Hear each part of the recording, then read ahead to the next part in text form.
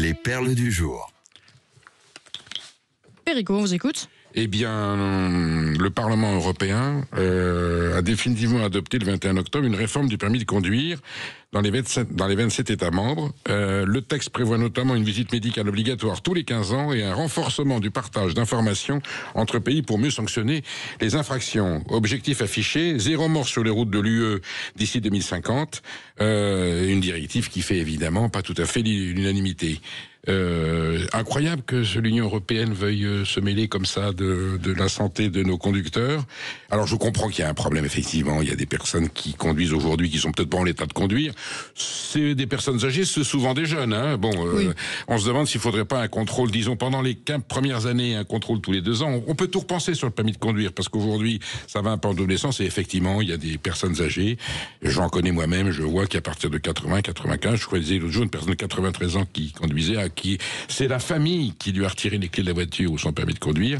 Donc on fait une police à l'intérieur même de la famille. Alors qu'il y ait une réglementation, je la comprends. C'est curieux que ce soit le Parlement européen qui s'en saisisse. Alors il faut peut-être uniformiser. Je comprends leur problème. Pour autant, je pense que c'est une décision qui relève du gouvernement français, qui relève du Parlement. Je pense qu'on est assez grand en France pour savoir qui peut conduire, qui ne peut pas conduire. Qu'il y ait besoin d'une réforme, ça c'est acquis. On est bien d'accord. Je suis pas certain que ce soit des gens qui soient à Bruxelles, qui soient les plus indiqués pour savoir s'il faut ou pas recontrôler le permis de conduire. Oui, puis en attendant, celui qui a renversé Matisse et qui l'a tué samedi matin n'était pas une personne âgée à qui on avait imposé... Enfin bref, on n'est pas sur le même profil. C'est au-delà du permis de conduire. Voilà. Il n'avait pas son permis de conduire d'ailleurs. Il n'avait pas son permis de conduire. Alors là en plus. Mais là, les pouvoirs publics sont interpellés. Évidemment, la justice, les institutions et hélas. Ce genre d'incident qui était autrefois un fait divers rarissime est devenu un fait de société récurrent, pour ne pas dire quelquefois, dans certaines circonstances, la norme. Et là, il y a de quoi s'inquiéter et s'indigner. Alors nous vous en parlions la semaine dernière. Le policier de 26 ans, Eric, placé en détention depuis 15 mois pour avoir abattu un clandestin algérien qui s'était introduit dans la propriété de sa grand-mère, a été libéré hier soir dans l'attente de son procès. Pour rappel, son avocat avait réclamé plusieurs fois sa libération. Le parquet de Bobigny s'y était systématiquement opposé. Et nous recevons aujourd'hui sa sœur, la sœur d'Eric, Eva, avec qui nous sommes en ligne. Bonjour Eva. Bonjour Eva. Bonjour.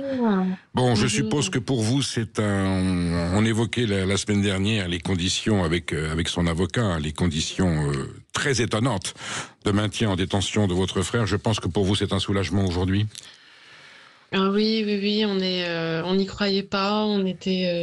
Hier soir, c'était vraiment l'euphorie. On était super heureux de retrouver Eric. Mes parents sont allés, ont tout lâché. Ils sont partis à 10h du soir le chercher à la prison de Villepinte. Donc, c'était beaucoup d'émotions. Moi et mes sœurs, il y avait qu'une de mes sœurs sur place. Mais moi et mon autre sœur, on était en visio pour partager ce moment avec mes parents et lui. C'était incroyable. On n'y croyait pas. On se demandait même si c'était pas un rêve, qu'on n'avait pas rêvé de cette nouvelle. Quelle est l'instance qui a pris la décision? Quelle est l'instance qui a pris la décision de son élargissement à titre provisoire, évidemment, puisqu'il y a le procès qui arrive? Exactement. Je n'ai pas de détails de tout ça. C'est suite à la décision je suppose suite à la Constitution et voilà. Je ne saurais pas vous dire plus. Vous aviez interpellé la justice, l'autorité judiciaire qui est responsable de son incarcération.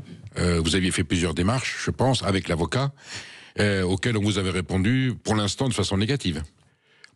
Oui, il y a eu 7 demandes de mise en liberté faites par Maître Lénard qui ont été refusées toutes systématiquement. Donc voilà, je pense que c'est suite à la Constitution qui a eu lieu que du coup, voilà, ça a sûrement débloqué des choses. Et un peu de pression médiatique. Ouais, je ne saurais pas dire ce qui a déclenché, mais bien sûr, ça ne peut que aider d'en parler. Et ça, on a mis beaucoup de temps à s'en rendre compte. On avait un peu peur, bien sûr, de médiatiser tout ça. Ça nous faisait peur. Et finalement, je pense que on a vu aussi qu'on a eu énormément de soutien. Voilà, on ne pensait pas avoir autant de soutien, surtout. Bon, le principal, c'est qu'il soit dehors aujourd'hui. En attendant son procès, la justice doit se prononcer. On remet aucune institution l'infraction en cause. Mais voilà, mais son maintien en détention provisoire semblait abusif. Maude. Eva, il était dans quel état, votre frère Éric, lorsqu'il a appris qu'il était libéré provisoirement avant son procès? Et vous l'avez vu en visio, vous avez pu échanger avec lui. Il était dans quel état? On l'a décrit comme quelqu'un de très affecté et de très affaibli en prison. Est-ce que vous confirmez ça? Oui. C'est vrai que c'était quelqu'un de très sportif, de très fort, aussi pour exercer le métier qu'il fait, qui est quand même un métier très, très compliqué. Donc voilà, physiquement, c'est quelqu'un de fort et c'est vrai que la prison l'a... Forcément, il a perdu Éprouvé, 10 il a été kilos, éprouvé, disait l'avocat. il était fatigué, lessivé de tout ça. Et là, la libération, c'est sûr que on était tous un peu euphoriques, on n'y croyait pas, quoi. Voilà. Quel est son tempérament? Bon, vous qui vous êtes sa sœur, vous l'avez vu, Éric, c'est quelqu'un d'apaisé, c'est quelqu'un qui a toujours été un petit peu tendu, un peu inquiet, un peu nerveux, ou au contraire, c'est quelqu'un qui se maîtrise totalement? C'est quelqu'un qui se maîtrise totalement, qui est très droit, qui fait son métier avec beaucoup de rigueur, non, c'est quelqu'un de très carré, voilà. Il aime son métier, il le fait par vocation et par passion. Exactement, il est passionné par son métier, il a même voulu faire CRS alpin, ça c'était vraiment le but.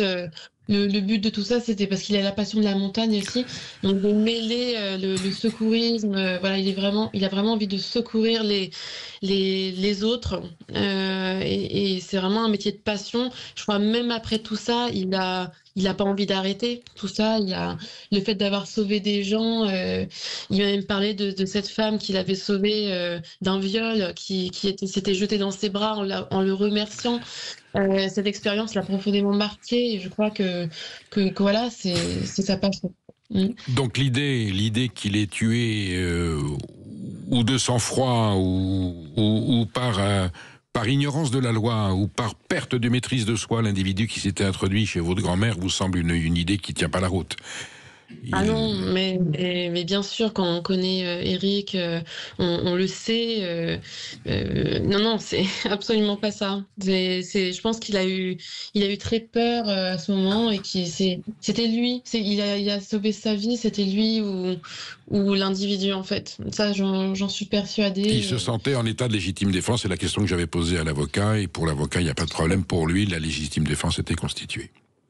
Bien sûr, mais j'en doute pas. Donc votre frère Éric est confiant. Le procès a lieu quand, Eva? Ah, mais on n'a aucune date de procès. On ne sait pas. On nous a dit entre 1 an et 5 ans. Donc, ah oui. On ne sait pas. Donc la marge est énorme, quoi. Donc il n'y aurait pas eu de mobilisation de votre part, une démarche, interpeller les pouvoirs publics, la justice. Il aurait pu rester 5 ans en prison. Il aurait pu rester plus de temps que ça. Bien sûr, Maître Liénard et son cabinet a fait un travail formidable et je pense que peut-être il y serait arrivé sans, je n'en ai aucune idée, mais je pense que la médiatisation a possiblement aidé aussi, ouais. On ne sait pas, tout ça, je ne peux pas me prononcer. Bon, en tout cas, on vous remercie vraiment pour votre témoignage, Eva. On vous souhaite de bonnes retrouvailles, encore une fois. Et puis on suivra ça, bien sûr, sur Sud Radio, les suites de ce procès. Voilà, merci beaucoup, Eva, d'être intervenue sur Sud Radio aujourd'hui.